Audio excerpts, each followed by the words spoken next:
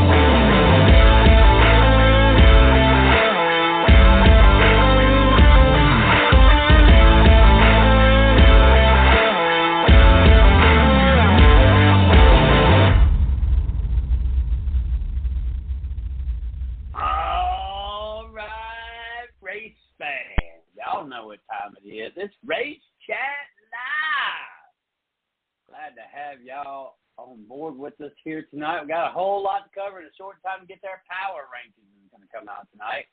Taz Taylor's made the list of power rankings, and you're going to be surprised at who is at the top of the power rankings. We also have the roundtable discussion tonight where we're going to eliminate four drivers here tonight from the chase. That's how we do it on roundtable discussion. Looking forward to it. But first off, I want to talk to you guys about something. I know what we witnessed the other night was scary. I know that we were all at the edge of our seat. I know we were all praying that Ryan Preece was going to be okay. I'm not going to lie. My heart jumped more than once at Daytona. I felt the Ryan Blaney hit was as vicious as they come. I had no idea what we were in store for later in the evening. As a matter of fact, if I could compare it to any Daytona with two massive wrecks, would of course be the 2001 Daytona where, Earnhardt hit the wall and Tony Stewart flew through the air. Ryan Preece luckily walked away, and Ryan Blaney luckily walked away from their incident, from each of their incidents. We have discussed so many times the safety of this car, and at times I think that we've just been a little bit overreactive. Of course, this is coming off the same weekend that Kurt Busch announced his retirement. NASCAR seen something wrong with the car, and they went and fixed it. We've not had the issue with Kurt Busch happen since that incident. We've also not had a driver die of a vascular skull fracture. There's been a couple that have happened since then, speaking of Steve Parks, and I believe another driver as well. I can't mention right now. Maybe it was Ernie Irvin for the second time. No, I think that was the first time. Anyway, my point is, every time that there's something major that happens in the sport, NASCAR reacts to it, and they fix it. The Ryan Newman situation back in 2020, that was, what saved Ryan Newman's life was NASCAR had fixed something that they felt needed to be fixed. And so, as I've heard since Daytona, we've got to stop racing this style racing. Our cars are too fast. You come off the words of Kyle Larson saying he feels safer in a sprint car than he does at Daytona. Kyle seriously. We just had two of the worst incidents of the year in the same race. Both drivers walked away. Both drivers were okay. NASCAR goes to the end of the world to make these cars as safe as they can, and anybody that doesn't believe that's crazy. And I've listened to podcast after podcast, and I've heard the concerns that maybe we shouldn't be racing a car that's not as safe as the other. Well, by gosh, there was people that got – Dale Jr. got hurt in the other car, right? It ended his career. No matter what we do in the sport of racing, somebody is going to get hurt some way, somehow. And it's just part of the sport. You can't take that out of the sport. So before we go and wish them that they would turn Daytona into a road course race and taking us off the speedway because it's too, quotation in the air, dangerous, I think that you should really realize what you're asking here. You're asking to change a sport that is relished on the danger factor for the 70 years it's been around. Of course these guys are putting their lives in danger. Of course, the first thing out of Ryan Preece's mouth when he was able to get on Twitter was, man, it's time to get back in there and do it again, right? I mean, that's the sport that we love. And I'm not trying to change it. I'm not trying to overreact. I'm not trying to not go to speedways anymore, super speedways, because of the danger factor. As a matter of fact, these are the biggest selling races in NASCAR. Joey Logano tends to believe that we should only go to one racetrack a year. I'm telling you, there's a reason why both races at Daytona and Talladega are sellouts or damn near. It's because of the show that you get. So before we get all of our panties in a wad and start overreacting to a couple of cars and some bad wrecks, one, honestly, it flipped a long time. I can't say I've never seen a car flip like that because I've seen Davey flip down the straightaway. I watched Rusty Wallace. I watched Richard Petty. I've watched Dale Earnhardt. I mean, I watched Bill Elliott. I've watched drivers roll down the super speedway straightaway, in the grass. And, it never gets easier to watch. But thankfully, in most of these situations, the driver walks away because the car does what it's supposed to do. And with that, I'll bring in the rest of my crew, Taz Taylor and Miss Lee Reed. How are you guys doing today? Doing good. And I agree 100%, and we've had this discussion many times before, and that is that, the safety innovations that have been made with this car are doing what they're supposed to be doing. They're keeping these drivers safe.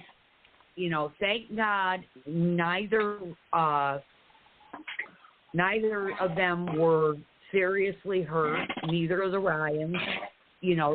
They were able to walk away, and that's because of the safety innovations that this new car brought. We can complain about this car all we want and about, how hard it is to pass and how it's affected the racing. But from a safety aspect, I'm 100% a believer. Taz Taylor. Yeah, I feel like the safety aspect has improved. To start, for the most part, yeah, but it did have its flaws, and we saw it last year, obviously with the concussions with Bowman and Kurt Busch. Luckily, Bowman's able to recover. Unfortunately, Kurt Busch wasn't able to. With that being said, we've seen head-on collisions, and we saw a head-on collision that Ryan Blaney took that looked very similar to Dale Earnhardt's head-on wreck, and he walked out as if nothing had ever happened. So obviously safety improvements have been made, and we have seen similar head-on collisions end up in concussions with these next-gen cars. And obviously with the safety changes, it obviously shows that the changes they made, they're in the right direction. They still have a long way to go, I feel like, but at least we know they're making improvements to keep going in that right direction. I don't know if any injuries have been reported for Ryan Preece. If he were to suffer any, as far as I know, there wasn't any, which thankfully no, lucky for that. they're saying Priest is expected to race next week. They're telling him to lay low for the week, but he's expected to be in the car at this point. Oh, perfect. Even better. Yeah, I mean, that was a violent... we've been worried about broken backs and all kinds of situations because of the way that the car flipped and landed on the ground. But obviously, Ryan Priest is one tough cookie. That's for sure. Because, I mean, he, like I said, we all looked at it, and literally I thought I felt like my breath was taken away from me for a few seconds there because I couldn't believe how violent that was. And sitting there thinking, oh, to God, like, he's not severely hurt or, you know, dead or anything like that. And when I saw him get out of the car, it made me feel a lot better that he was moving and under his own power. And, yeah, they told him to go on the stretcher, which obviously for safety reasons. I'm glad they did that just in case of, you know, something was off with his back or maybe rib cage problem, you know, that could lead to serious injuries. Well, even more serious injuries than what happened. So, like I said, NASCAR's made safety improvements on these next gens, and we're heading in the right direction. I agree totally. And both of these incidents, though it did look like even Ryan Blaney might have got his bell rung, you know, the fact of it is we expect spectacular. And there is nothing in sports that can mimic what we see at places like the Indianapolis 500 or the Daytona 500 or Talladega. These race tracks have been made history. I mean, been bred on the fact that they are spectacular. And when you wreck at one of these places, it's most of the time, you know, something that you've never seen before, something that you really don't want to see again. But that's the sense of danger that I believe all of us are attracted to in the sport. Nobody wants to see anybody hurt. But what we do is we've watched these spectacular crashes, and we've, you know, it's I hate to say it in a way that's disrespectful. It's entertaining, right? As long as nobody's getting killed. So as long as people are walking away from it, it is entertaining. I understand that anything can happen, but, you know, I heard Dan Patrick say this earlier today. It's like the shoe bomb. Like, there was one guy who carried a shoe onto a plane, and since then, for 20 years, we've continuously had to take our shoes off at the airport. Is it because we're afraid that something's gonna mimic it? And, you know, I believe that this form of racing is it can't be repeated. You'll never see another Talladega built. You won't see another Daytona built. You won't see even a facility such as Indianapolis ever built again. But we're not, those diehard race fans, we don't want to see it go away. If we can figure out a way to get these cars to stay on the ground, I think we would all be a lot happier. But the racing in itself there creates these spectacular crashes. And it's all part of the entertainment. It's all part of what the lure of us. I mean, you know, I take my family, we sit in front of this fence for, you know, 188 laps, 188 times plus overtime. They pass this one section of the fence. And at any point in time, you could be chop suey. You know, I mean, it does go through your mind when you're sitting there like, my gosh, I hope the rig doesn't start coming out of that right there, you know. But at the same time, do I not go anymore because I'm fearful of something like that? Heck no, and these drivers are not going to fear getting into these race cars and going out and putting on a spectacular show for us. I thought it was a decent race. You know, it seems like every time NASCAR tries to sell you all week long, it's going to be huge crashes and who's going to survive? You know, they go out there and run single file racing. But we did get, like I said, we got some spectacular crashes. All in all, you know, Bubba Wallace raced his way in. I think that was good for that 2311 race team. And it's Chris Buescher, man. Chris Buescher. Oh, my gosh. Like, man. I mean, RFK. I thought that they were going to come on strong. But, man, oh, man, they are wow, Miss Lee, you said it. They are on fire. Let's open up the subject. RFK Racing. I mean, we got a couple of minutes, and then we'll jump over into power rankings at 7:30, and then I believe roundtable. We'll try to have roundtable at 7:45, and that'll finish us out till Taz's hot picks. There's a couple of things I want to get to. RFK, of course, my gosh, they have set the world on fire. I think the most interesting part of this topic, we've done talked about everything else, how this win catapults him to put themselves in a position to possibly be in the Final Four. And I think that's worth discussing right now. We'll open up with you, Ms. Lee. I think all this was a dream beforehand. But after this week, are we in a position to say that Chris Buescher could very well be in the Final Four at the end of the year? Well, he's got momentum on his side. The team's riding high. He's won at Darlington before. So, yeah, I think it's within the realm of possibility that we do see Chris Buescher in the Final Four. I've been a big fan of his since he won the Xfinity race at Mid-Ohio years ago, one of the first races I went to. And, he's obviously got mentorship and friendship from Brad that has obviously had a very positive impact on his career. Right. I definitely think it's the realm of possibility that we could see him in the Final Four. Yeah, you said it, Ms. Lee. Obviously, to know that your teammate has your back is one thing, but when your teammate is also your owner and he's also a NASCAR Cup champion, I mean, Buescher had all the time in the world. You remember, he spent most of his career over at JTG.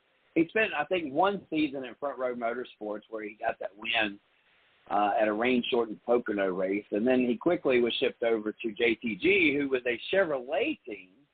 So he wasn't ever really part of the Ford meetings or anything like that, of course.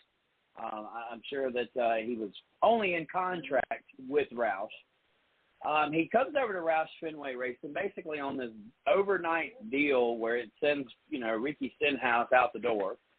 And then a new ownership comes in and is like, hey, I'm going to do everything I can to get Chris Buescher in victory lane. I'm sure at that point in time, Chris was like, yeah, this guy's going to come over. Of course he's going to focus on himself. He's a Cup champion. He's used to winning. Why would he be worried about me, brother? If Chris Buescher even had that inkling of doubt, no wonder he has bonded so well with Brad, because Brad wasn't lying. Brad has catapulted this kid into a position to be in the Final Four at the end of the year. Tad Taylor. I think Chris Buescher is an easy contender. Now, that doesn't take away anything from Brad Keselowski, because Brad Keselowski's been knocking on the door in a number of these races, especially in the last couple of races that RFK has been up front. I know Brad hasn't won yet, but you can't count him out either. It seems like these two drivers have essentially raised the bar for one another. Brad believes in Chris Buescher, and it seems, and if you listen to the post-race interview from Saturday night, Chris literally said, this is just as much as Brad's win as it is mine. So it literally looks like these two, not only are they working well as drivers for race teams, but they're treating each other like they're brother, like they're pretty much brothers. Like they rely on one another very heavily.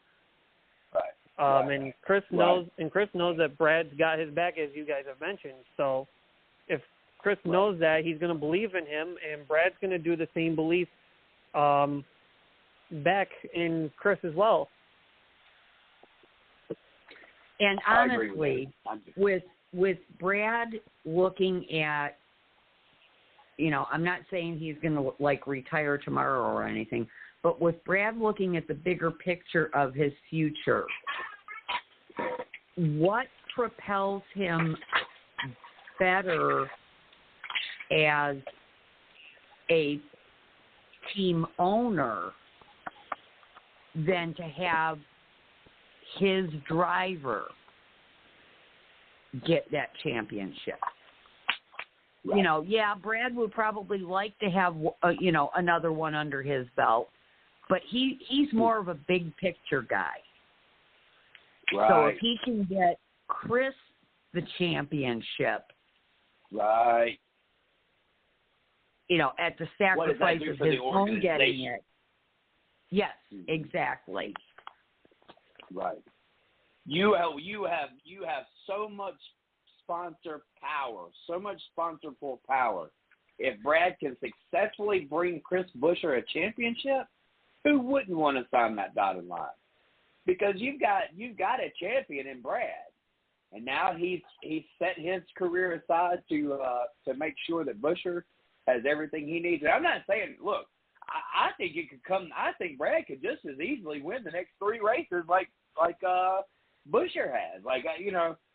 This season's not over with by no means. Right, and but I'm saying, hot, but I'm just saying that Brad is not above sacrificing himself to make sure Chris gets it. Exactly.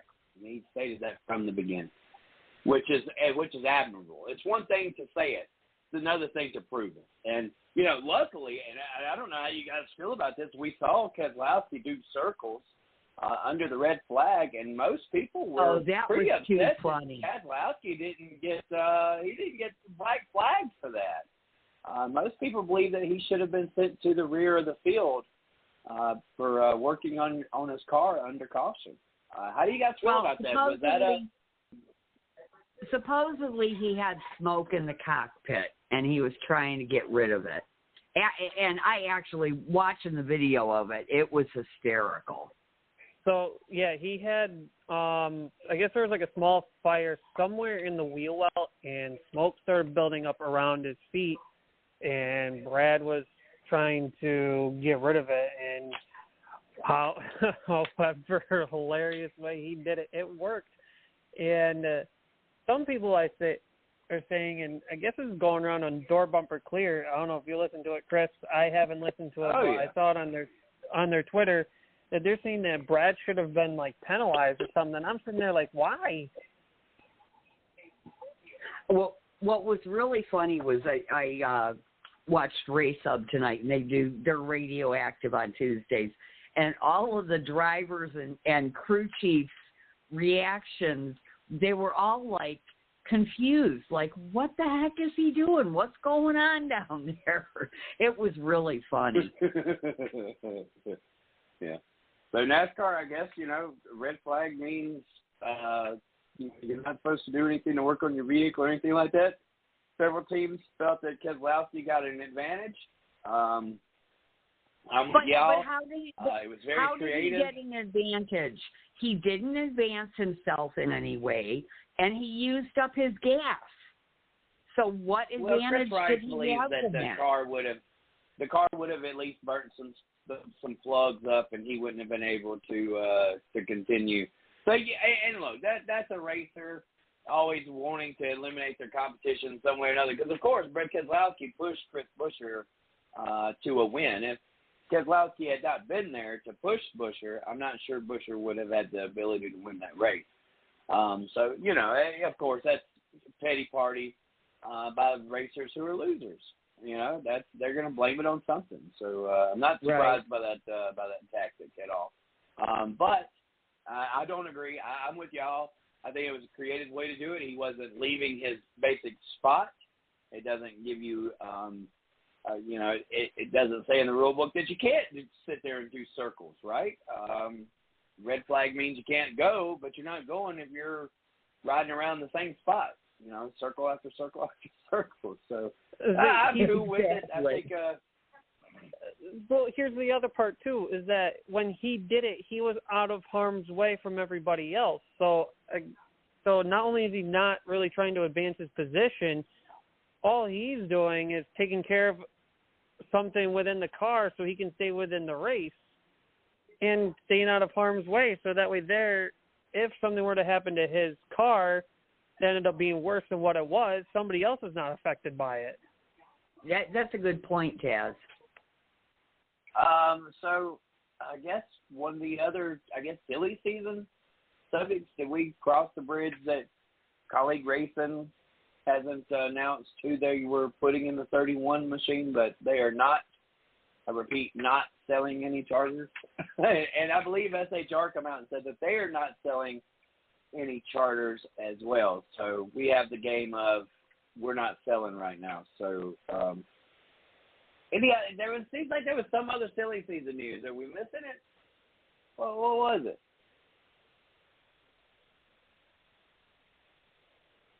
I have no clue. Hocevar to the 77? I don't know. Anyway, I don't know. Carson Hocevar is racing Darlington this weekend. Okay. Yeah, I believe that was the announcement. Ride. Yeah. All right. I don't think there's been actual silly season news other than basically 2311 and 2311 Colleague and SHR basically shutting down the rumors of basically they're not selling charters, which I guess is a good sign for them teams, but at the same time it leaves us mind-boggled of who's going where in this case. Right. Yeah, there's definitely some unanswered questions going on. Of course, Zane Smith, a big question mark. Carson Hocevar, a big question mark. John Hunter Nemechek, still a big question mark. Noah Gregson now on the board as a big question mark. Not too much has been heard from on Junior Motorsports side, so we don't really know who's going into the Josh Berry ride. It's been rumored that John Hunter Nemechek is going to take over the 42 machine next year. Denny Hamlin has yet to sign his deal, and that includes his sponsor deal, his racing deal, his team deal, and his manufacturing support deal. So Denny Hamlin has a whole lot of John Hancock that he's got to get accomplished between now and I believe probably the end of October, or if not before. So there's still, it's kind of crazy coming down into the 10th race, 10 races to go in the season, and we don't know who's going in the 10 car. We don't know, who's going into, I guess, the 42 maybe. I guess there's still, the 31 is still open. We don't know what SVG is doing yet. So there's still a whole lot of question marks to go along with all that. Bubba Wallace raced his way into the championship, but Chase Elliott's team is actually in the 16th spot, so we're going to have yet another chase where nothing equals out to each other. This has been discussed before here. The Truck Series has their own chase. Xfinity has their own chase. And now in the Cup Series, we're going to have an Owners' Championship that's different than the Drivers' Championship. I mean, at what end can anybody figure this shit out? It's not that far off. It's only one car, really, but yeah, it is something to sit in the back of your mind because, I mean, we sat here and said, all right, Chase is not in the playoffs, and then I look at the Owners' playoff standings because, again, the whole thing of Denny Hamlin saying Bubba's out of the Owners' Championship, and it made me confused as to if Bubba's really eliminated on that side, then who got in? And kid you not, it's the 9 car of Hendrick. So really we're dealing with 16 drivers, 16 cars on the Owners' side of things. But really, if you think about it amongst the two sides, you're really looking at it like 17 people in the first round of the playoffs.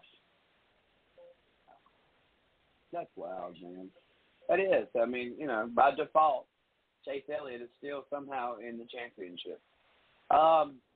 I told you NASCAR was going to do something to make sure he stayed relevant. I mean, really, though, what's so hilarious about all this is Chase Elliott cost himself a chance at a championship because of a bad move. And Denny Hamlin almost cost himself at a, as a point, season points series champion, based off of that he made on, what is it? Items that are detrimental. What's it called? What's this podcast called? Detrimental, whatever it's called. Anyway, Actions detrimental. Actions detrimental. Yeah, the very fine he gets fined for. So, that's the way the season goes. That's the way that every NASCAR season is. But hey, congrats to Bubba Wallace. Michael Jordan's had a tough year. He's only made, like $3.2 billion in his lifetime. So, it's definitely been a tough year for Jordan having to sell his Hornets. But, now they've raced their way into the final 16, or the group of 16, the Sweet 16, however you want to look at it. As a matter of fact, we'll have that and a little bit more coming up, I believe, at the 7:45 mark. But now it's time for the much anticipated. We normally give this a little bit of its own kind of night here, but being that we have the round table, we've got to eliminate 4 drivers from the chase. Being that this is the first week of the chase, we're going to do a quick power rankings. I believe Taz has already got them set up. We'll argue it, we'll deny it, we'll try to come to some kind of conclusion. But I've looked at Taz's power rankings, and if I had to make up my own power rankings, once again, I feel like Taz probably got it as close to possible as what either Miss Lee or anybody. But that doesn't mean that we can't argue some things about it. So, Taz, if you'll hit up the old drum roll, we'll start the power rankings. All right. So, basically 16 teams. We rank them all 1 through 16. Last time we did this was back in around May, I do believe.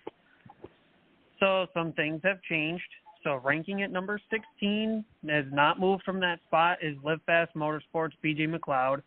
Number 15 has not moved, which is Rick Ware Racing. Number 14 is Legacy Motor Club. A swap of positions falling down one spot is Wood Brothers. They're coming in. Now, wait a minute. And yes. I thought the Wood Brothers were improving. Who did it?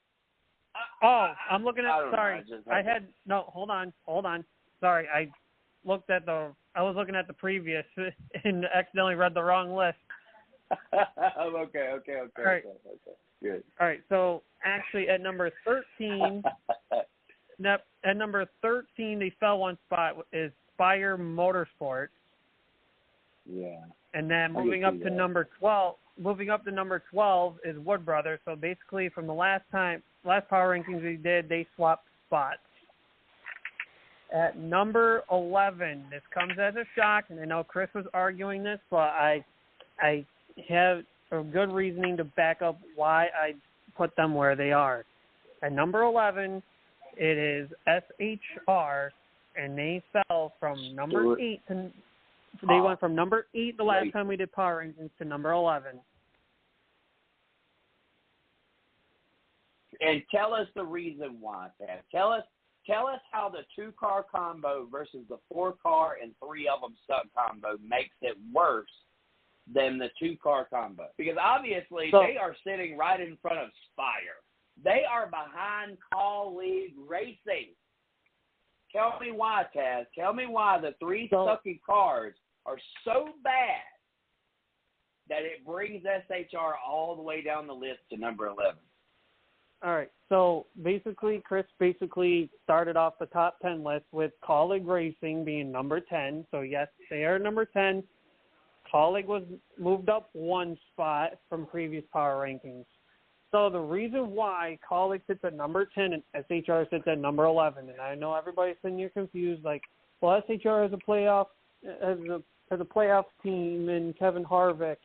Kaulig doesn't. Well, I'm here to argue my reasonings. While SHR, yes, they have a playoff car, and Kaulig does not. Kaulig, if you look at the owner standings, the 16 car that's piloted by A.J. Allmendinger sits higher than all three of the SH cars that did not make the playoffs in points. If you look at the 31 car of Justin Haley, he sits, even with his penalty, that I'm not sure, I'm pretty sure he got it, I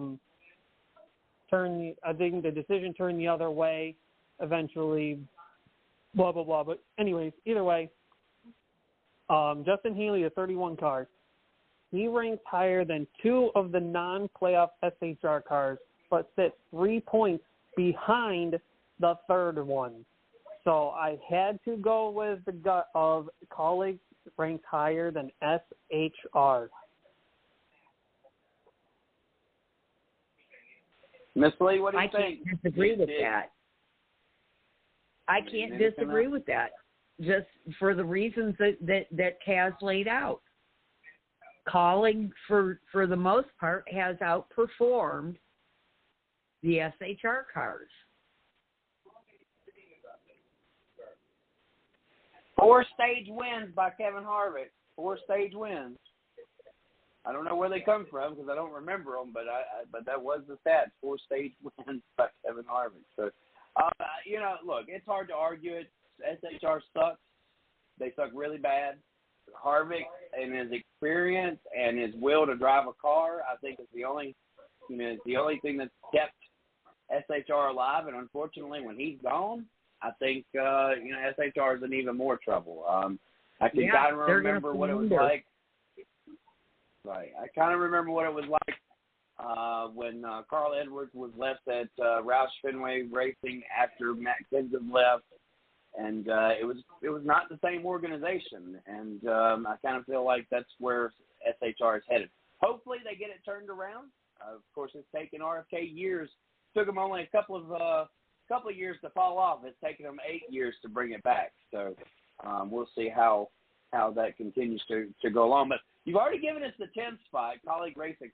Now, tell us a little bit about the 31 car, because obviously we expected a little bit more out of A.J. Allmendinger this year. I think I had him predicted to be for sure in the chase. I don't know, what's happened at the other 6 road course races that we've gone to, but it just has not been A.J. Allmendinger's year. But all in all, the organization in itself has been a top 10 organization. Explain that for us real quick, Taz, before we go to number 9. So Kaulig, I feel like, has been one of those under-the-radar teams. Obviously, when it comes to the road courses, we circle A.J. Allmendinger, right? And when we go to super speedway races, we circle Justin Haley. And while, yes, we look at those, outside of that, we don't look at them. And I feel like if you look at some of these teams that are performing at a lower level, and again, not trying to take anything away from Kaulig or knocking them down any, but with Kaulig, it seems like they've kind of flown under the radar where, nobody's talking about them. They're kind of like, all right, well, we'll just do what we do. Nobody's putting pressure on us. Nobody's talking about us. We'll just make a name for ourselves and do what we can and give the performances we know we can deliver. And obviously, as you guys have mentioned, Allmendinger, with these road courses, he's been up there. He's contended for a win or two in a couple of them. Obviously did not. We did expect Allmendinger to make the playoffs because he would get a road course win. Obviously this year he did not. But it seems like the 31 car, Justin Haley, if we remember back in the Clash, either last year or this year, he was a front-running car, which was like, holy crap, is Kaulig a force to be reckoned with? And he did the same thing at the Clash this year. and I don't like I said, I don't remember if it was Justin Healy last year and then this year's AJ Allmendinger, but either way, calling made a name for themselves to start off the season. And we put the expectations up there, and when they don't deliver the expectations, we don't talk about them. And then they signed up. Like I said, they saw it as an opportunity of there's no pressure on us. Nobody's talking about us.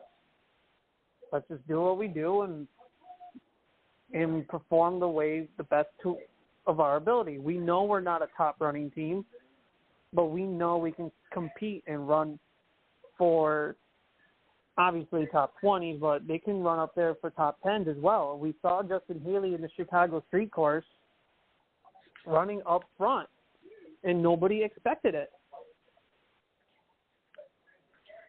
And don't forget, AJ became a daddy, so he's a little distracted.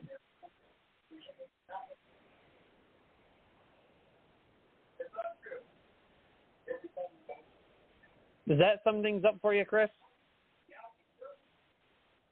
Yeah, for sure. I need to turn the mute button off. Yeah, let's go to number 9, buddy. All right, number 9 to follow with Kaulig Racing is Front Row Motorsports of McDowell and the shared ride of Gilliland and Zane Smith. Mm-hmm. Yeah, I'm not going to argue this one bit.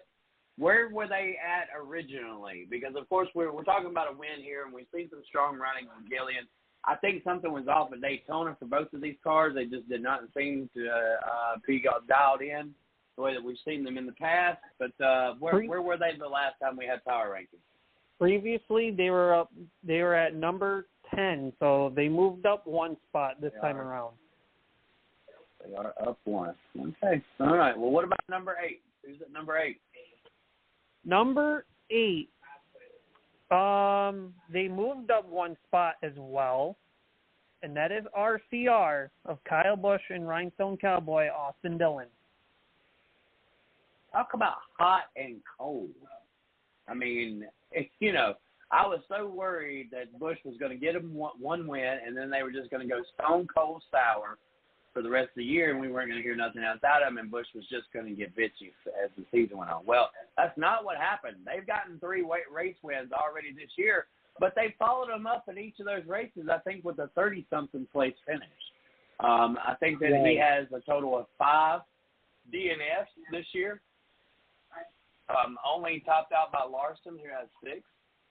So, it's just been an up and down season for RCR, but I can't even really recognize RCR as an organization. If you were talking about Kyle Busch, I think RCR would be sitting somewhere about 5th or 6th. But Rhinestone Cowboy sucks so damn bad that you have to camp him out somewhere where, number 9? Or is this 8? This is number 8. That's funny Number 8. because you would think that the addition of Kyle Busch would have had a little more positive impact on this team. Right. But you're right, and I laughed so loud, Chris, when you said that Austin sucks so bad that he's just dragged the team down. And we're going to get to the next 2 teams we're going to get to, and I'll kind of list them off after we get done talking about RCR. Another organization has that same problem, too, that we have not mentioned yet, and we're going to get to that. And it seems to me that the sucky drivers are sucking all the life out of some good drivers and their teams. Exactly. Well, and this goes back to look at the relationship between Brad and Chris Buescher versus how things have worked out between the Cowboy and Kyle Busch. We all know Kyle's got an ego, but when it comes to racing, I think he could be a very good mentor to the right mentee. And obviously, Austin is not the right mentee. No. He's too busy. Too busy trying to find Kyle Larson to wreck him. So who's at number 7, Taz? Who's at number 7? I believe I'm going to know right. who's at number 7. So, and this is going to be a shocker for most. So I'm going to list off number 7 and number 6 at the same time here because we can go back and forth on this one all day.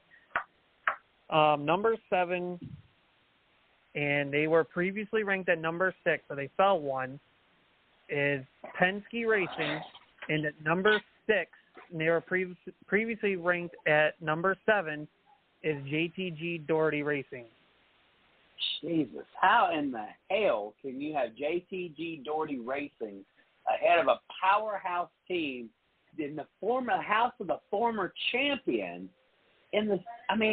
Explain to me your madness, Taz Taylor. So I know this is madness, but the reason why JTG sits higher than Penske, and this really could go either way, but I put JTG up ahead because of the fact that with Penske, you look at Logano, you look at Blaney, you look at Cindric, and you sit there and say, well, that should be an easy top 5 team. Well, we just talked about how Austin Dillon drags the RCR team down, even with the addition of Kyle Busch. You have Joey Logano and Ryan Blaney, who should be picking you up. Austin Cindric got a win last year, a rookie in the Daytona 500. You would think he would take that momentum and pick it up a notch this year. No. Austin Cindric has not been in any sort of winning picture at all this year. Somebody threw out the anchor on that team. Austin Cindric in the owner's points, his team ranks 22nd. Joey Logano this year has not had a spectacular year, and I'm not saying that he hasn't had a good season. I feel like he has, but it's not a season that you would expect from a defending series champion. Right. Right. And in terms of Ryan Blaney, yes, he broke the winless streak. I'll give him that one. But in my honest opinion, he's had his typical Ryan Blaney season. He hasn't made the noise to be a race-winning guy week in, week out. Exactly. He's been that typical, I'll run consistent, I'll run where I finish, and that's about it. He hasn't made noise to be a race winner every single week. Isn't that who Ryan Blaney is? I mean, has he ever was he a spectacular truck series driver? Did he light the world on fire in Xfinity? Has he ever lit the world on fire in Cup Series? Really, I think he's in one of the best seats in NASCAR. And I'll be honest with you, he stinks. And Penske needs to go. He needs to move on from it. Yeah, he's hanging on to him longer than he held on to David Strimmy. I really don't see the production behind Ryan Blaney. He does not. He's like the mini-me of Chase Elliott. He's the other protege. And the other side of this argument was we have, and I mentioned JTG ranked one spot higher than Penske. And like I said, this could go either way, but I'm ranked them the way I did because JTG, while yes, they are a one-car team, I understand that, but that one-car team is not – hold on. The one-car team is, in points-wise, is competing with the top 2 Penske cars. Like, he's not far behind. And he's by himself. So resources is everything. And I like that about Tad Taylor. He really understands that. Resources is everything. Ricky Stenhouse is more resourceful in an organization than the bad driving of Cindric, who keeps wrecking race cars, Ryan Blaney, who's underperforming, and Joey Logano, who's obviously just having an off year. I mean, there's been times where Joey Logano's name hasn't even gotten mentioned during the race, and we want to blame it on Ford, but here's RFK. They've done their work. Is it SHR? I don't know who. I don't know who to blame. But there's definitely, when you see a powerhouse team at number 7 behind the JTG, you can only, numbers don't lie. So let's go to number 5. Taz Taylor. All right. So kicking off at number 5, for the first time in drivers' playoff history in the team's organization, this team has both of their cars in the playoffs, and that's 2311 Racing of Tyler Reddick and Bubba Wallace.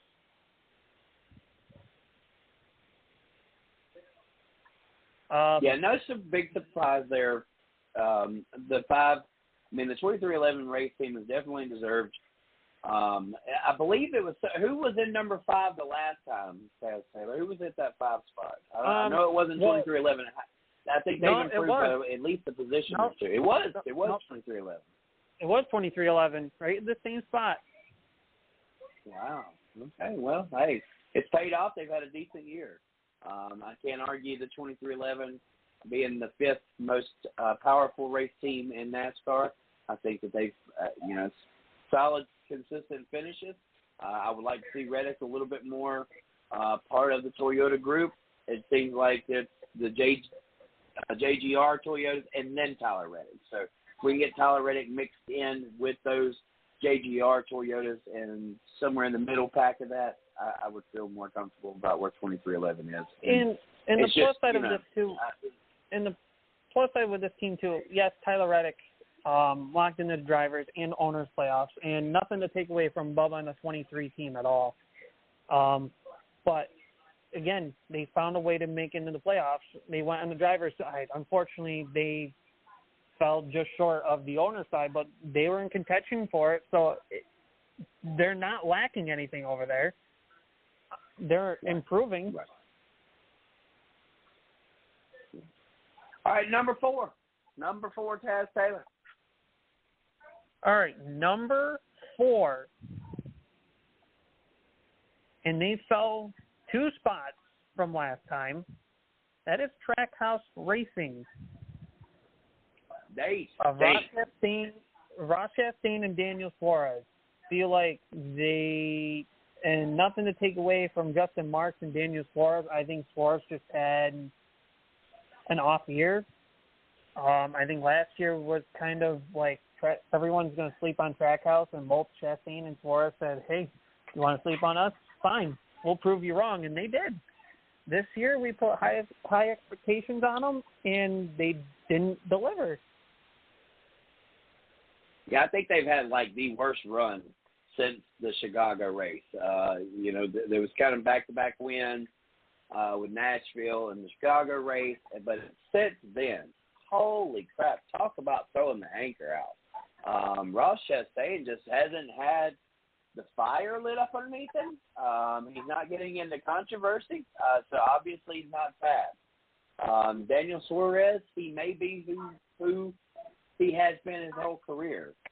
There's probably only going to be a handful of races where Suarez is competitive. And with that, it brings the organization down. Daniel Suarez may not be as good as what we hoped his potential to be. He may be good at certain tracks, but for a powerhouse team to be powerhouse, for them to be constantly in that top 3, they've got to show that all teams are strong. And that's just not what's really going on right now at Trackhouse. I'm surprised that they haven't fallen a little bit further. I'm okay with them being in the 4th spot. Miss Lee? Yeah, Ross seems to have definitely lost some steam. And I don't know if that's because he's been told to behave himself, to chill out, or what, but he definitely seems to have lost some steam. And as far as Mi Amigo goes, he's been having some mechanical issues. I don't know what all's going on. If they threw all their weight behind Ross because he was doing so good and kind of neglected Daniel, or what? But there's definitely something going on there. Number 3, Taz Taylor. Number 3, and they moved up one spot from previous power ranking, is Hendrick Motorsports. Obviously, Byron's having the breakout year he's getting. Kyle Larson, being Kyle Larson, I guess. Are we Bowman, getting the full 100% of Kyle Larson? I feel like Kyle Larson's kind of laid down a little bit. And Bowman, yeah, I think Bowman's on his way back. Yeah, I can see that definitely, and I feel like we haven't seen the full Cliff Daniels, Kyle Larson connection like we saw when Larson won the championship. To me, honestly, I know that year Larson was basically making a statement saying that, hey, I'm here pretty much. But at the same time, I felt like that combination of Cliff Daniels and Kyle Larson, and I don't really want to put them on that pedestal just yet because I want to see more improve that they are that kind of power duo, but I feel like it's like that Jeff Gordon-Evernham combination, that Jimmy Johnson-Knaus connection. Just that right pairing of driver-crew chief that is going to work well and have as much success as they will have. And then I'm not saying it in terms of race wins. I mean, like, championships, too. Like, those two have it.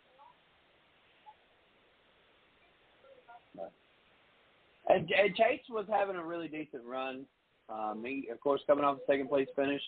Watkins Glen almost raced his way in. Chase hasn't had a terrible year. Chase has not had a great year. And Alex Bowman, as I said, I believe he's on his way back up. Hopefully they get it straightened out over there at the 48 team. But, man, that just shows how on fire Willie B's been, and Rudy Frugal. Man, what a combination. I believe we are looking at the future.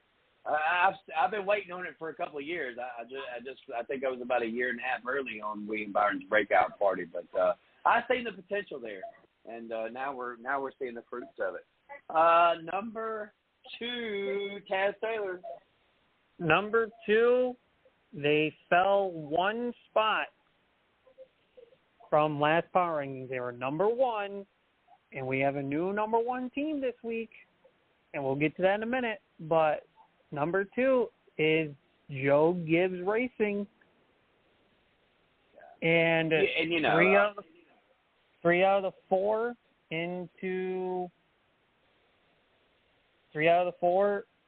cars and teams into the playoffs. You can't knock them out. They rode the momentum train for as long as they could. And also,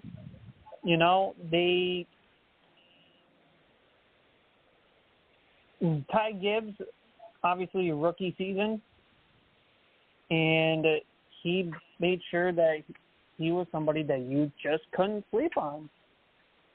Yeah, he wasn't a race winner, but he was in the points picture. Ty's had a very successful rookie campaign. Very successful. Been very impressed. Yeah, he's kept his head down and his mouth shut. He has, and I think it was unreasonable for people to think that he would necessarily make the playoffs in his rookie season. I think since he had a talking to and he's settled down, he's proven that he could be a championship contender at some point. But I kind of thought maybe he would break through, but I'm not surprised that he didn't. I mean, it's hard to say that somebody has flaws when you're ranked number 2, okay, organization-wise. But what has brought this team down is, unfortunately, the fall off of Christopher Bell. It's we've been surprised at the success of Ty Gibbs. I think we all kind of expected maybe a little bit worse off his rookie campaign the year before, where he typically was somewhere in the mid-20s. He's definitely made improvement, but Christopher Bell has been the biggest disappointment, and that's a lot of potential right there. I thought at the beginning of the year he would be in the top 4 to talk about. That's not been the case in the second half of the season. Whether or not Bell is able to get that turned around, it's something that, we'll have to see. Of course, they did make the chase, so there is a chance Bell does get it all turned around. Don't forget, it's in a 4-car team like that, especially Joe Gibbs Racing, we all know there's going to be a redheaded stepchild there. Yeah, it ain't going to be Ty Gibbs, is it? Exactly. So resources. I think that's what brings us to number 1, Taz Taylor. Shocker. I think the whole world is shocked. But when you put together 3 wins out of the last 5 races, I don't care where you come from. You could be in 13th, for crying out loud. We judge this power rankings of what you're doing today. Right now, this team is the hottest team in NASCAR for the number 1 spot, Taz Taylor. Number 1 team, and they moved up 2 spots. They were previously number 3 from the last time. That's the 2-car tandem, as Chris basically hinted at you guys. That is RFK Racing. Yeah, well, it's kind of process of elimination, Taz. 3 wins out of the last 5 races. Not bad, not too shabby. It's all coming from 1 car, though, that does have me kind of concerned. If I had not been watching the races, I would definitely be scratching my head of why the 6th team seems to be the dragnet of the race team. Now, we can't say that because, of course, the 3rd win by Buescher come off the back of Keselowski as he continued to push him to a win instead of racing Buescher for maybe the win himself. So talk about sacrifices of a team owner. There you go. But no surprise, this has set themselves up great for a championship run. These wins will come in handy as they try to skirt through the first 2 rounds. Speaking of rounds, we're about 15 minutes behind on our roundtable discussion. So we need to segue on into that so that we can continue to stay on time here. No surprise. I don't think anybody here can argue who number 1 is. As I said, when you put together the streaks that they've just put together, you can come all the way from last, for crying out loud. What they've done is impressive. They deserve to be at the top of the charts. So let's get into eliminating 4 guys from the 2023 chase. Taz Taylor, read off, first of all, who these guys are and their wins. All righty. So, with that being said, we have the number 1 seed. Well, technically, Martin Truex Jr. won the regular season championship, so he should be the 1 seed. But because of the number of playoffs that him and William Byron share, they have the same amount of playoffs. William Byron's got the tiebreaker because he has more wins. So William Byron is the 1 seed by technicality. Martin Truex Jr. number 2 with 3 wins. The 3 seed is Denny Hamlin, who has 2 wins. The 4 seed is Chris Buescher with 3 wins. The 5 seed is Kyle Busch with 3 wins. Kyle Larson, number 6 with 2 wins. Christopher Bell, number 7 with 1 win. Ross Chastain, number 8 with 1 win. Brad Keselowski with number 9, no wins but made it in on points. Tyler Reddick, number 10 with 1 win. Joey Logano at number 11 with 1 win. Ryan Blaney at number 12 with 1 win. Michael McDowell, number 13 with 1 win. Ricky Stenhouse Jr., number 14 with 1 win. Kevin Harvick, number 15, no wins but made it in on points. And number 16, Bubba Wallace, of course, making it in on points. So basically on the bubble, it's Michael McDowell, Ricky Stenhouse, Kevin Harvick, and Bubba Wallace. Typically, yes, and in our first round. I want to point out, Chris, before we get that far, so those four are under the cut line as of right now, but McDowell is only 1 point behind the cutoff. Stenhouse is behind by 3, Harvick's behind by 4, and Bubba's behind by 8. So there's a lot of tossing and turning on this.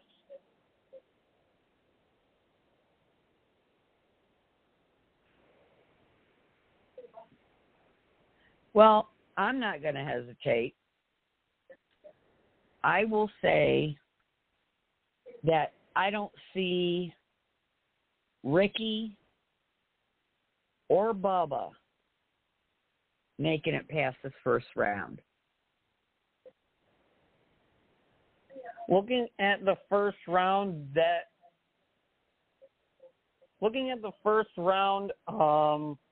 I can see all three not favoring Ricky Stenhouse. Two of the three races don't really favor Bubba, but I see one where he could play the sleeper and be a contender for a win, and he has one at this track. That's Kansas. So I kind of wanted to say I agree, but just don't let that leave the back of your mind. Chris, your thoughts on Stenhouse and Bubba saying pack your bag, see you later? Yeah, definitely Stenhouse. Bubba, that is a good question. Kansas is part of this. You expect the 23-11 race team to be fast there. They found something last year that worked there, but also, Denny Hamlin probably didn't keep that a secret very long, right? That's part of how you share information. So there's a big possibility the other Joe Gibbs racing teams are going to be strong there as well. So it's going to be hard to, mimic what they did last year again this year. I think this is, I forget who won at Kansas earlier in the season. I could definitely see McDowell out the door in the first round. They don't have very many points. Not McDowell. I'm sorry, Stenhouse and Wallace. Stenhouse only has the 5 bonus points because of the win. He really doesn't have anything else to fall on. Bubba, of course, right there, 2,000. He doesn't have any stage wins, and I don't think he has any other wins. So that this is where your points, even if it's just a few points, can really help pull you through. Looking at this schedule too, I don't want to push him away either, but I feel like he's going to be another one where he got in because he got in the playoffs because the track favored his strengths, but when it comes to the first round of the playoffs, it doesn't look to be that way, and unfortunately, that's going to be Michael McDowell. Yeah, I was kind of wishy-washy on whether or not McDowell could make it through the first round. The only contention I can maybe see him try, but I don't see much of it, would be Bristol. Yeah, but even Darlington's a driver's track, right? So I guess you kind of expect Joey Logano and Ron Blaney to outperform McDowell there. What's interesting is there's not the 2-3 points separated between Tyler Reddick and Michael McDowell. I mean, this could be a case of two bad nights, and one of these top contenders could be very well in that cutoff position. It's crazy to think Joey Logano, he's only had 3 stage wins, I guess, 3 stage points and 1 win throughout the whole year. The other one that I'm concerned about too, and I know they're up there in the standings, but they're really not that far ahead either, as you mentioned that, Chris. The one I'm kind of looking at, and he had good season momentum to start, but I feel like as the regular season went on, his momentum basically went down, and we never talked about him. That's got to be, I hate to say it, Christopher Bell. Wow. Yeah, he was one of my early favorites. I had him in my top four. I wouldn't send Christopher Bell out the door. He does have a few extra points padded on. Basically 10 more points than, say, Kevin Harvick. So, I would be more worried about Ross Chastain, Ryan Blaney, and Joey Logano at this point in time. Keselowski, he is only 3 points separated between him and McDowell. Now, the difference is RFK is at the top of the power rankings. Like, there is not a team that's stronger right now than RFK. And so you kind of expect the momentum there, but this could be the tracks where, Ford may not be very good. And with that, too, but I do want to make an argument on this one because I'm looking, obviously with hot picks coming up, I have to look at a little bit of stats here, right? Darlington, while Bragg does have one win at Darlington, his stats can't argue the fact that Darlington is a strong track for Brad, and with the momentum train they're on, I can't take anything away from him. And obviously at the bigger tracks, they're there. So I feel like if they can get a good start, Chris Buescher and Brad Keselowski may have a good start between Darlington and Kansas because Bristol, Bristol is one of those short tracks where it's I don't really want to say it's like a super speedway in a sense, but it kind of is because anything can happen in Bristol. Really, exactly. if you have a flat tire, you're down 2 laps already, and you could be running fifth all night long. So you just went from fifth, blown tire, now you're 2 laps down essentially.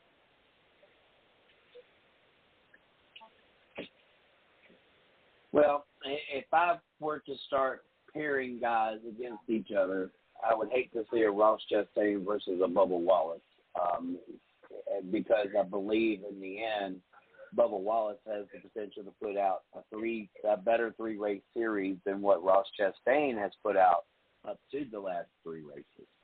So when you start dividing the charts as we would in a football season and the 8th place basically facing the 16th place, that's where you really start to realize that Bubba Wallace may have a little bit more potential in this chase than we gave him previous credit for.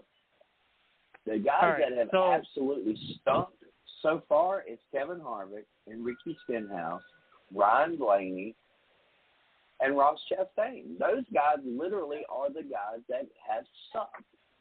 Michael McDowell overperformed. Bubba Wallace, he's basically overperformed his talent. He's in a chase where he shouldn't be. What is it, Tess? So I kind of want to turn the page a bit here. While we can sit here and look at a handful of guys of who we're eliminating, why don't we get rid of the guys that we feel comfortable that are safe to move on? And I'll start from top to bottom. I feel like the top 3, Byron, Truex, Hamlin, I feel like that's an easy done deal. Truex has been riding a high all season long. Denny Hamlin, he's got some favor with Darlington. I believe he's also a top runner at Bristol. Kansas, I feel Darlington and Kansas kind of wheelhouse William Byron in a sense. Truex also favors Darlington, and obviously with how he's been on short tracks lately, he could fall easily into Bristol, and he's also a top contender at Kansas. So I feel like those 3 are easy, definite move-ons. Oh, definitely Hamlin. These tracks definitely favor him. Right. I agree. Next. The next three in line would be Buescher, Kyle Busch, and Kyle Larson. I'm all for this momentum train that Buescher is on, but is it sustainable? My only concern with Buescher right now is Darlington. And like you mentioned, Chris, if you start the playoffs on a bad note, that could hurt you in the long run. And yeah, he has those points. He has at least 15 points. He has 21 points with a plus 14 above the cutoff. Yeah, he's got the momentum, but if you start Darlington on a huge note, that plus 14 can easily diminish to a minus double digits. Right. So, in terms of Kyle Busch, Kyle Larson, these two should definitely move on. So, again, well, you got Bristol, you guys can make the call. You guys can make the call on Chris Buescher. I'm worried about Darlington for Buescher right now. Yeah, I think Buescher's fine. His 3 wins, his point lead has him where he needs to be. He may be somewhere, in the 8th or 9th position, to be honest with you. I think that's probably more where Buescher's going to wind up in the end. We'll see how they ride the momentum. Kyle Busch, we talked about him in the power rankings. The guy's carried the organization, but he's also been pretty streaky himself. And you expect Busch to have a pretty good Bristol. That should get him in. But where he is at Kansas, the 1.5-mile speedways, RCR's been pretty strong at the 1.5 miles. But I feel like Hendrick has probably caught up to that by now. And so whether or not Busch would actually be able to pull out a win at Kansas, I'm not really sure. I guess the other race would be Darlington. That's a driver's track. Kyle Busch should do well there. Who knows? We might see a wreck fest, and that could possibly put Kyle Busch trying to dig out of a hole. So I think he's got enough bonus points to ride him through. Him and Larson are both okay. Yeah, Kyle Busch, obviously the intermediate track speed is there. Bristol, he's a big favorite in Bristol easily. I know he definitely has it. Kyle Larson, I feel like he's sleeping on the full Something potential. Would have to tragically go wrong there. Yeah. So I personally feel like I'm confident in Kyle Busch and Kyle Larson moving on. It's just my question is Chris Buescher on Darlington. That's my only concern, and I'm feeling the same way with Christopher Bell too. Yeah. Christopher Bell's got a lot to prove in the chase, and he's at that 7th spot. So you kind of compare him to the 14th spot of Ricky Stenhouse. That he's got to perform better than that, and I believe that he is capable. The team is very capable of competing. He could find a win in this set of races. I could very well see Bell running well at Darlington. I wouldn't be surprised to see him also run well at Bristol. So Bell's in a pretty good spot. The guy behind him that I'm probably the most concerned about, and that's Ross Chastain, is a big enigma. We normally see somebody from around this spot fall out of the chase in the first round. There's Ross at number 8. You would expect him to be 2 rounds to go, but for some reason between this 8 and 10 mark is generally where you wind up losing somebody in the first cutoff. Ross Chastain, I think, is that first bubble driver that we could really question whether or not he has the potential to be in the final. We're talking about a guy who was in the Final 4 the year before. Can he even make it out of the round of 12?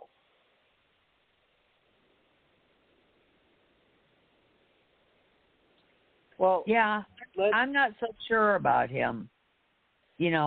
Like I mentioned before, he seems to have lost some steam.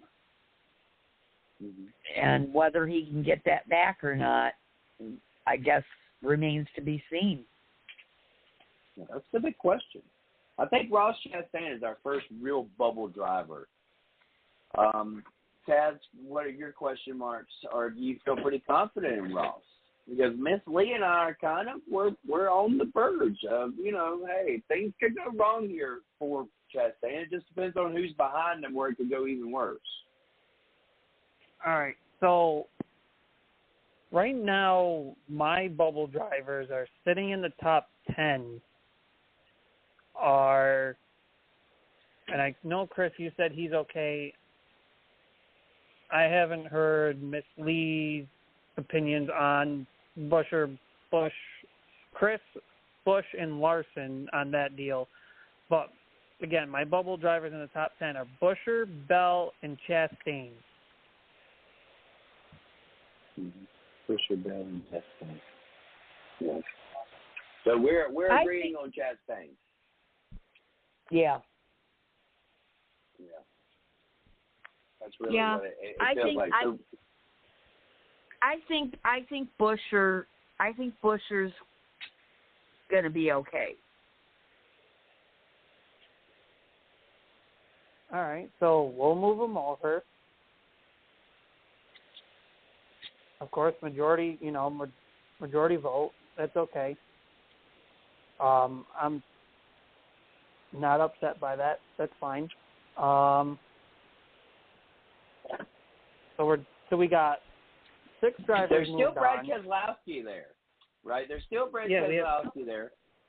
What makes you so lenient on Buescher being the issue when it's been Keselowski with lack of performance? So how did these guys get flip-flopped? Do you think that is there a method to your madness? Do you feel like Keselowski's going to really turn up the heat? This is Bristol, right? This is Darlington. Both of those racetracks are driver racetracks. Are you seeing something that you may be holding out on us with Keselowski? So I know we're going to go into this with hot picks, and I don't want to go into it, but I feel like, in a sense, we're going to do like a warm introduction into it during the segment. Brad Keselowski loves Darlington in terms of stat-wise.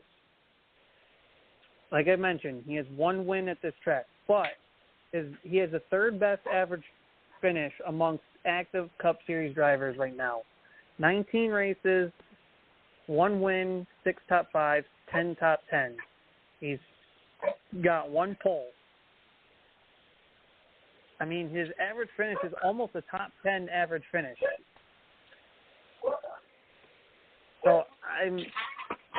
And Chris Buescher doesn't look to be favorable of Darlington. I know RFK both of them can be easy competitors for Kansas, which is why I was kind of like, well, if Brad can do well at Darlington and Kansas, as long as he has enough of a points cushion, he'll be fine for Bristol if things, don't entirely play out into his hands. Buescher, on the other hand, I see Kansas, Darlington, I don't know, which makes me question him about Bristol in a sense too.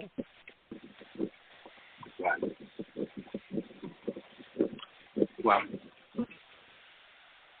I mean, Buescher at Darlington only has 3 top 10s in 12 races.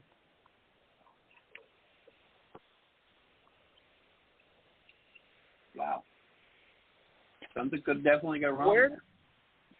Where does Harvick fit into all of this? So, Harvick, I mean, I'm just looking at Darlington stats. I feel like Harvick could have a good run at both Darlington and Kansas to make up for it. To make up for his few points behind the cutoff line he is. I feel like if Harvick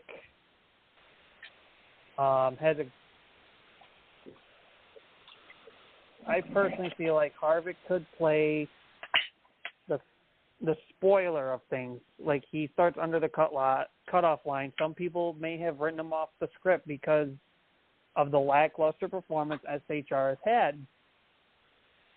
but Harvick has been competing top 10s and top 5, not necessarily wins, but right. I feel like he could do enough in the first 2 races of this round of the playoffs that I think he'll do okay. But I don't have much confidence after this round. Yeah, my so big question. My big question with Harvick is, like you said, the lackluster performance of SHR overall.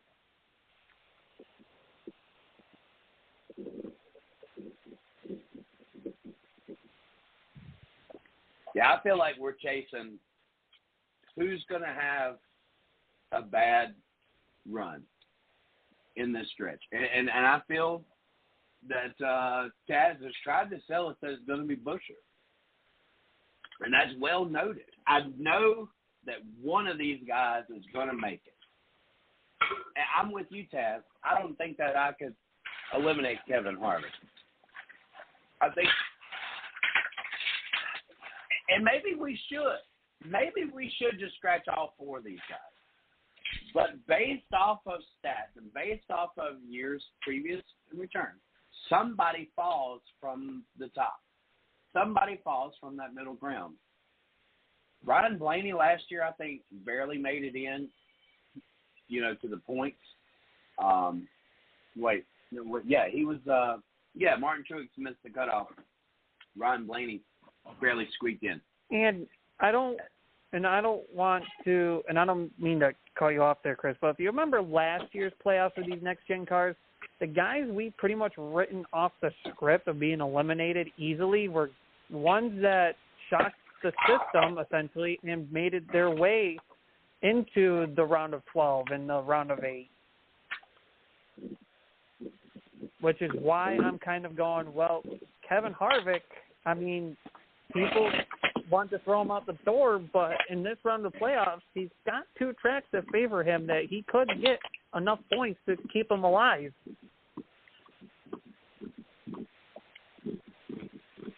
Yeah, I can't dismiss Harvick out of hand. So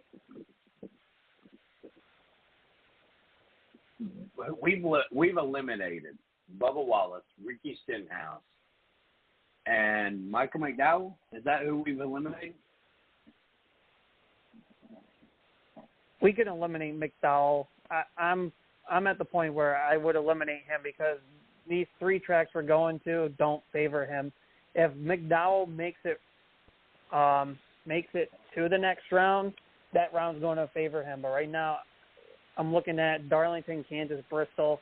I don't see McDowell being one to survive this one. Like, I feel like he has to survive. There are 3 bubble drivers. Noted, of course, is Busch. The other should be Chastain. And I think the third one, it would be crazy not to vote on Ryan Blaney. Logano, look, he's a champion. He's proven. Ryan's never proved himself. Penske's not been hitting on all cylinders. Chastain, Trackhouse, they've been irrelevant. You've argued that Buescher has been on this magic carpet ride. I'm not willing to vote Buescher out off this ship. And I'm not sure Ms. Lee is either. So that means that Buescher would have to stay on the list. He's moving on. Right now we have 6 drivers confirmed moving on. We've eliminated 3. There's only 7 drivers left for 6 spots. Keselowski's got the stats. He's moving on. Logano's a former champion. He's moving on. I really think I'm in it's going to be agreement with somewhere those between two. Chastain and Blaney seem to be the question mark here. One name we have not mentioned we keep overlooking him too is Tyler Reddick. Kansas favors him. I see that one. Darlington being a high side track. He loves running the high line against the wall. I feel like Reddick could pull something out with Darlington. So there's 2 tracks off the bat I could see Reddick having a good performance with. So honestly, I feel like Brad, Reddick, and Logano. Brad, Reddick, Logano, and Harvick are moving on for sure. Are we favoring? Are we against it? I am in favor of what you just said. I'm good with that. All right. That leaves Blaney and Chastain. And Christopher Bell. I think Christopher's okay. I think he's safe.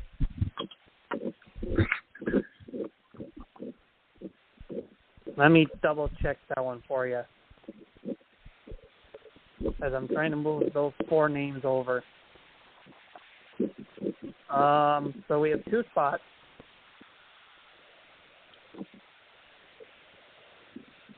Bell, Chastain, Blaney.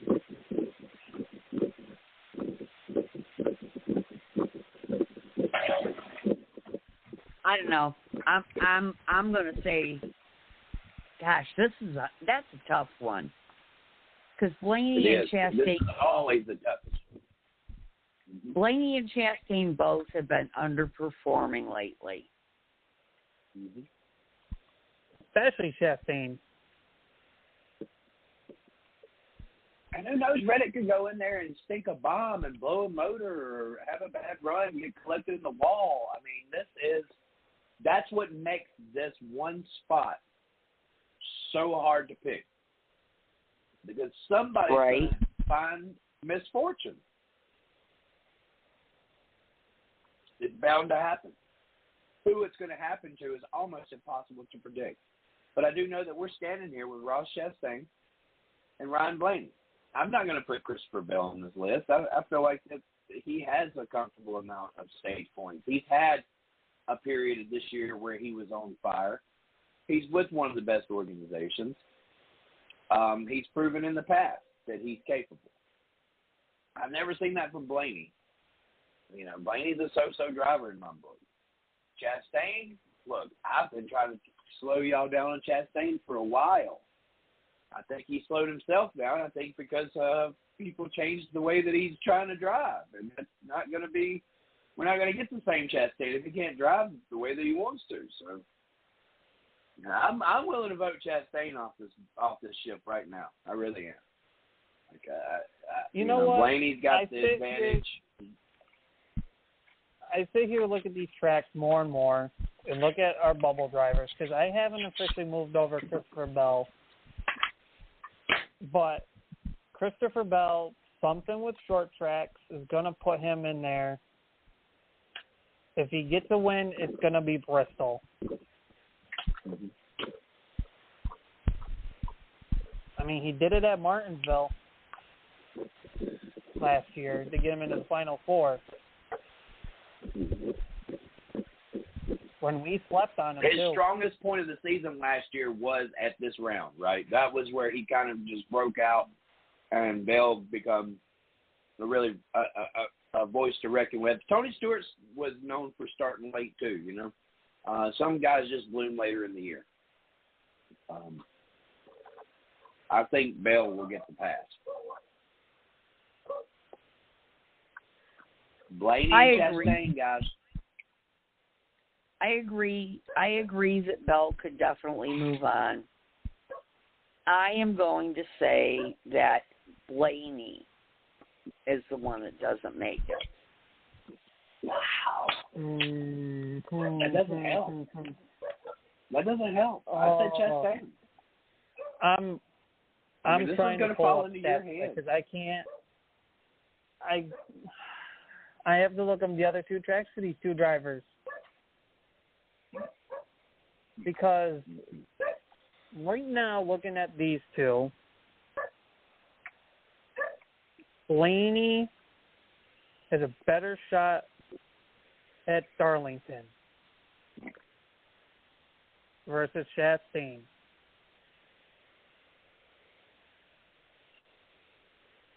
Kansas. Something tells me that favors Blaney, Chastain. but I have a feeling Chastain is going to tell me otherwise. Yeah, because it's a 1.5-mile speedway. And RCR and Trackhouse have been strong in 1.5-mile speedways. Right. Please prove me wrong. Chastain at Kansas, 3 top 10s in 9 races with a top 5. Blaney, 7 top 10s in 17 races. Same amount of, 3 top 5s. Oh, boy. All right, Bristol's going to be my deciding factor. Bristol's going to be my deciding factor. And something's going to tell me, Chastain says, the hell with you. Is Blaney not a good short track driver? I don't think so. But I could be wrong. Chastain ain't much better either. I don't. You know what? Ooh. We're eliminating the Melon Man. Really? And here's why. I look at Bristol. I understand Blaney's had double the starts than Chastain. But Chastain only has 1 top 10 to follow with a 23.3 average finish.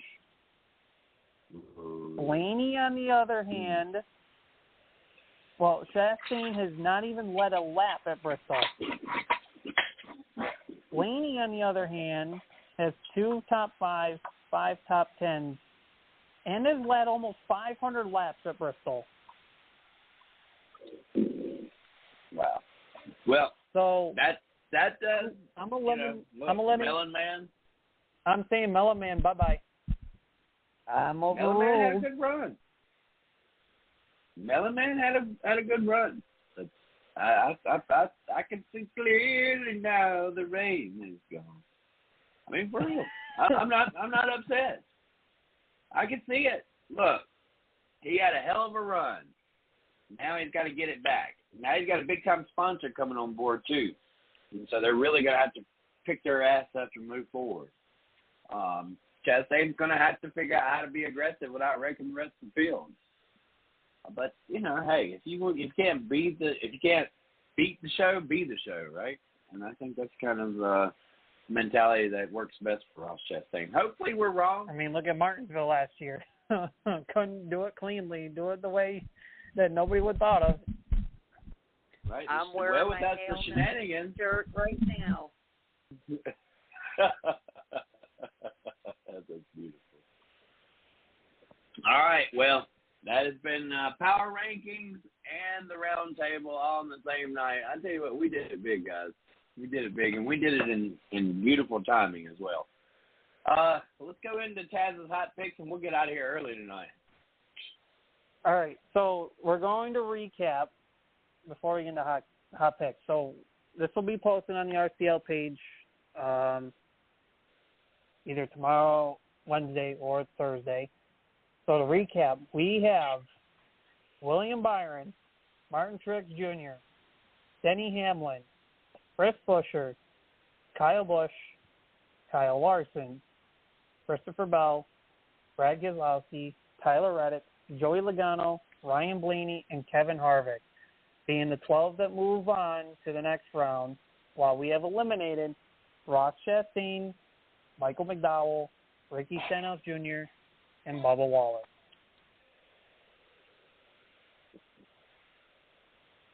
All right. I'm willing to sit here and say, if Miss Lee was right about this whole Ryan Blaney being eliminated, Chastain's in, I will say she told us all. Oh, yeah, for sure. And I'll tell y'all that I'm the first to eliminate Ross Chastain if he goes to the round of 4 again. You know? I mean, it's NASCAR dumbass or NASCAR Damas. All right.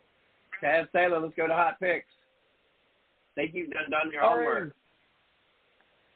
I don't think anybody can bring hot picks better right now than Taz Taylor. As a matter of fact, I just found out Las Vegas called. They're listening to Taz's hot picks tonight.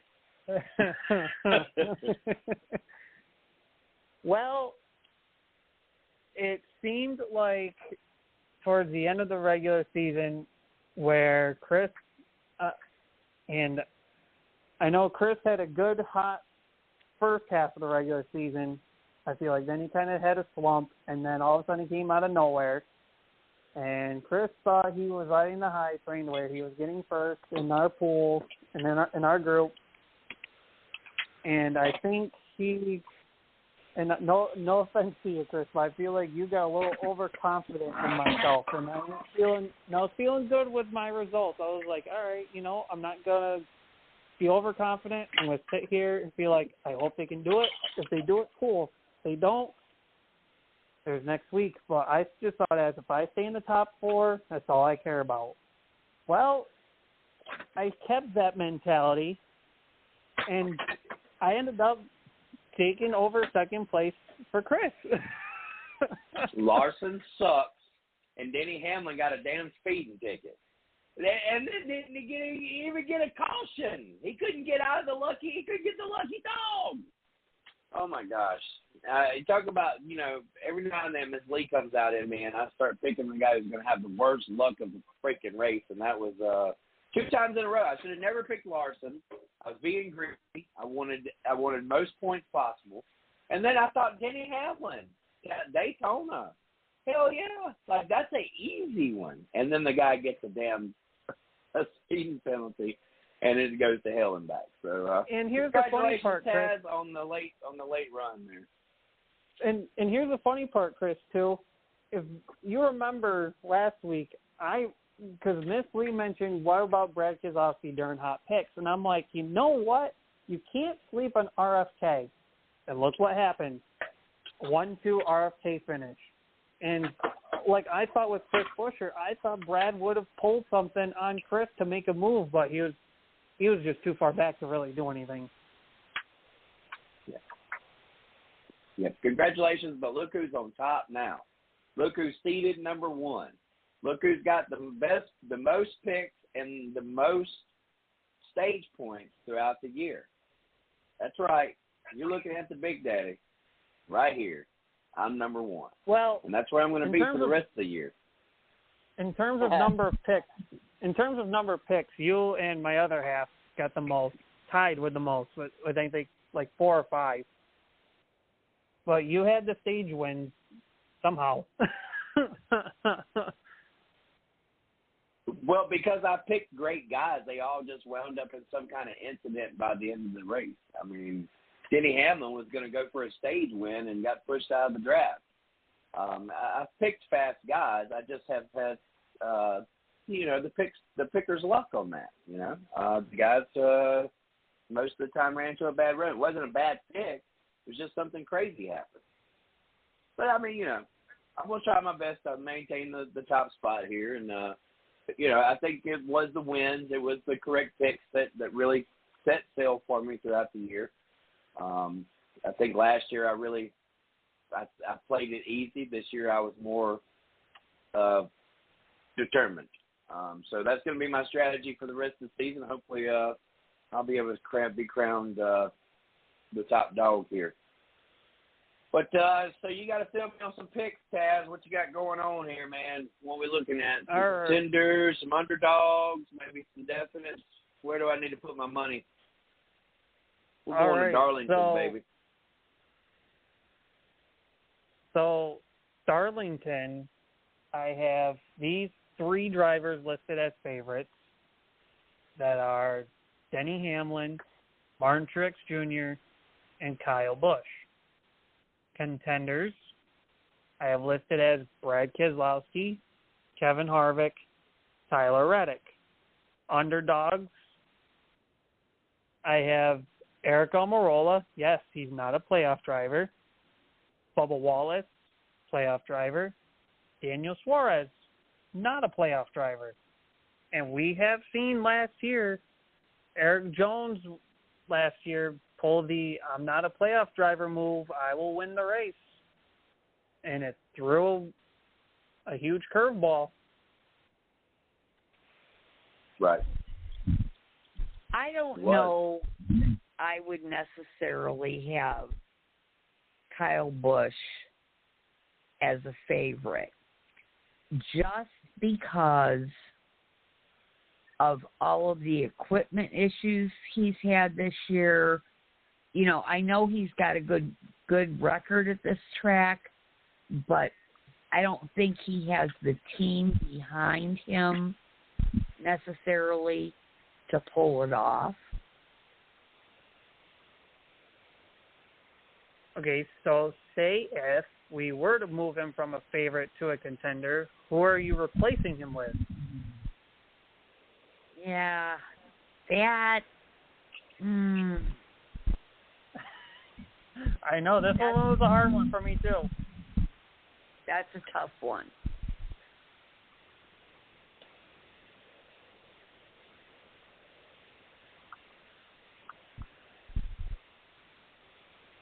I know Where's Martin Hamlin. Truex Jr.? He's a Truex favorite. is a favorite. Hold on, Chris. The list is coming here shortly. They both have good records here, so I'm good with the two of them. But you know, like I said, I just can't get behind Kyle Busch because of where he's at this year.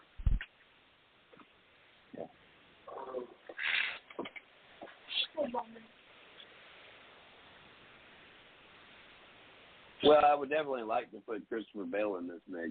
I believe this is a racetrack that I could see him as a contender. The real racer. Yeah. Yeah, he's a short tracker. He could definitely be a contender. And Byron, you know, Byron and Larson. These guys are. I was just going to throw their names in the hat because Kyle Larson, while he is winless, he is considered a favorite, and here's why. In 11 races, he's finished outside the top 10 4 times. He has an average finish of a 10.2, which ranks second amongst active Cup Series drivers. I can easily put Kyle Larson as a favorite. Mm-hmm. Yep. I'd like to see Byron as at least a contender. I can see him as a favorite too. I mean, he's won at basically, essentially, mostly different tracks this year. He's won on a road course. He had a win at Darlington too. So I mean, with the year he's had, I can't take him out of that favorite category. I don't see why not put him in there. I think I would put Byron as a favorite above Larson. Yeah. Larson seems to be a contender right now than he does set the world on fire. I think he's pretty content with his race team. But, you know, you can't put off 3 wins in 5 races without having Buescher somewhere on this list. So he may be an underdog to most. He's not going to be an underdog to me. But that's kind of where I'm iffy on this because I want him on the list. He's at least an underdog, but I can't really put contender. And if we put him as a contender, that makes me want to push Kyle Busch back into the favorite list. Because if we're knocking down Kyle Busch down to a contender, that fills our contenders list. So, I mean, if Chris Buescher goes into the contenders, I have to move Kyle Busch up. If we put Chris Buescher in the underdogs, then I'm fine with leaving Kyle Busch in the contenders part. He only has 3 top 10s at this track, and I feel like this track, if he doesn't do well here, he may struggle to get out of it.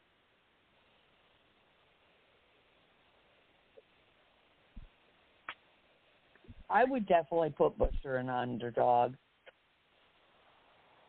Mm-hmm. Yep. I know it defies all logic to Chaz Taylor. But I just feel like he's found himself to be a wheelman, and this is a wheelman's racetrack, and RFK is going to continue their dominant success. And, until I see otherwise, this is going to be one of my favorite picks for the rest of the year. So here's another underdog I'm going to put in there.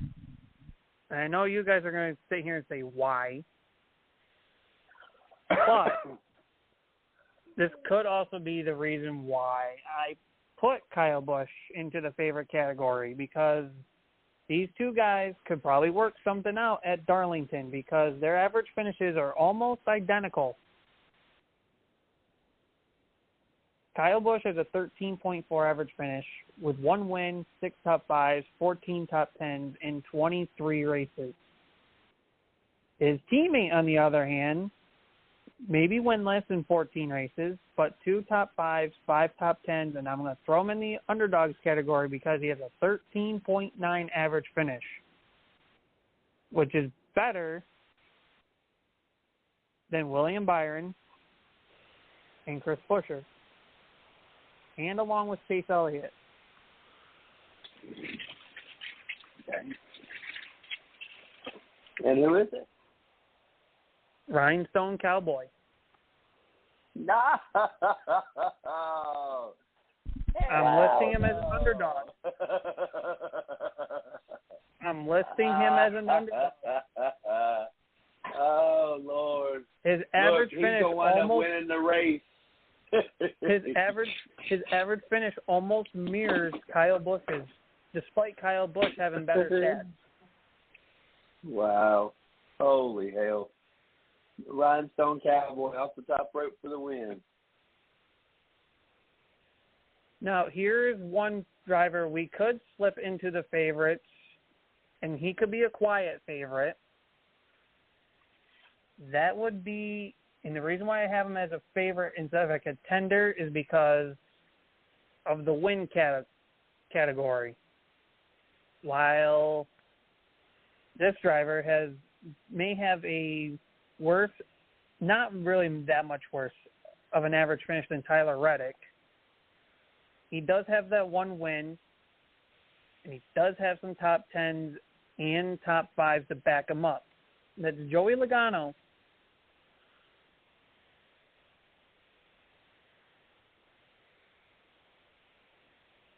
Yeah. He's only finished outside the top 10 9 times at this track. I guess if the organization is going to start pushing the threshold and trying to find stuff that they've been working on, I think Penske, this would be the moment that Penske shines. So I could see your reasoning behind it. They're going to take some chances. They're going to take some risks. They have a lot to lose if they don't. I do expect one of these teams that's been kind of dormant for the last 6 weeks, maybe a month, 2 months, to all of a sudden break out.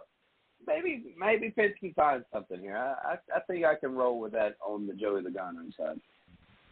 What better way to break it out and say, hey, it's playoff time. Yeah, no, I'm good. I'm good with that.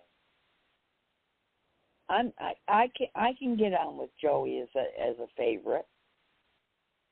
And we have seen in the past, this season anyways, where with Joey Logano, if he has a bad week, how does he rebound the next week?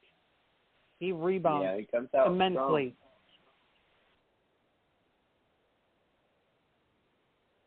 And Kyle Larson is the same way too.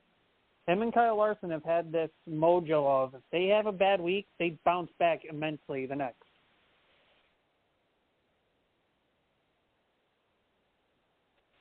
All right. Well, that should sum up the list, right? Yes. So once again, we have for our favorites, Denny Hamlin, Martin Truex Jr., William Byron, Kyle Larson, Joey Logano. Contenders, we have Brad Keselowski, Kevin Harvick, Tyler Reddick, Christopher Bell, and Kyle Busch. Underdogs, we have Eric Almirola, Bubba Wallace, Daniel Suarez, Chris Buescher, and Austin Dillon. Yeah, I want to say his name right now. Watch Ricky Stenhouse. Just watch him. I have a feeling somewhere down the line, Ricky's going to get a favor from Roush Fenway Racing, Roush Fenway Keselowski. Not that Brad owes Ricky anything, but I still feel like that Ricky's kind of that stepchild. And where you've seen RFK successful, I just kind of feel like they're gonna guide the way for Ricky. There's still a lot of love for Ricky Stenhouse within the Roush Fenway organization. Watch Ricky. Let's see if he can get him a good run here in this race. I'm telling you, you don't have to put him on the list, but I said it right here before we leave. Ricky Stenhouse is going to have a good run, and I'm going to stick by that. You think they're going to throw him a bone, huh? Yeah, I do, Ms. Lee. I really do. Because obviously it's a I told you so moment for Ricky. And I know Roush, and I know the class act that he is, and he wants all of his boys, all of his youngins to feel loved and appreciated.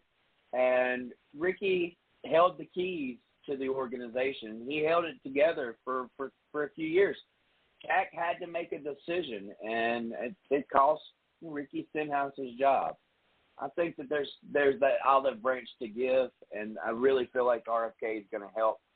You know, you say, well, that's a Ford versus a Chevy. Yeah, but I'm sure whatever it is that RFK's found, probably not in the motor, probably somewhere else. And those parts are duplicated amongst everybody. So, yeah, I do feel like Ricky Stenhouse is going to get a little bone from Roush Fenway. Keselowski. Sorry, RFK. All right. Well, Tess, that'll do it.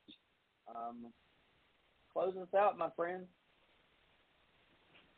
Alrighty, thank you everyone for listening along to Race Chat Live here on Blog Talk Radio. If you ever miss us or any of the shows here on the 110 Nation, if you ever miss us live on Blog Talk Radio, make sure you check out all the forums of podcasts such as iHeartRadio, Spotify, Apple Podcasts, Spreaker, RSS Feed, Google Podcasts, Stitcher, GeoSaven, Podcast Addict, Deezer, Podchaser, and on YouTube. And, of course, new to us as well is Amazon Music. You can also listen to us there. Speaking of YouTube, if you want to go check out some videos, clips of our shows, or some behind-the-scenes type of things, go check out our YouTube channel.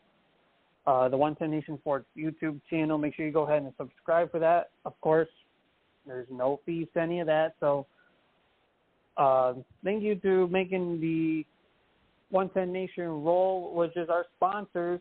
Thank you to our sponsors. That is Bears Bullish Market Talk Group, Carolina Sports Plus, Yellow Caution Flag Productions, Mortar Music, Karaoke and Entertainment, and TNT Designs. We'll see you all next Tuesday night for the same bat time, same bat place here on Blog Talk Radio. Make sure you check out the 110 Nation Sports Show tomorrow night, 8 p.m. Eastern, with Mr. CJ Sports and Mario from Carolina Sports Plus. They'll be in the studio tomorrow night, Wednesday, 8 p.m. Eastern. And, of course, Monday's show coming up, which is the 110 Nation Race Chat Live exclusive. Did I have the name right? Exclusive. Yes. All right, and make sure you check out that show out. Every Monday, 8 p.m. Eastern as well. This has been the Caution Flag of Racing Radio, Chris Creighton. The Mama Bear, the 110 Nation, Miss Lee Reed. I'm the Tasmanian Devil Flaggers, Taz Taylor, saying good night. We'll see y'all next week. Good night, everybody. I stole your line, Ms. Lee. No, the Coke.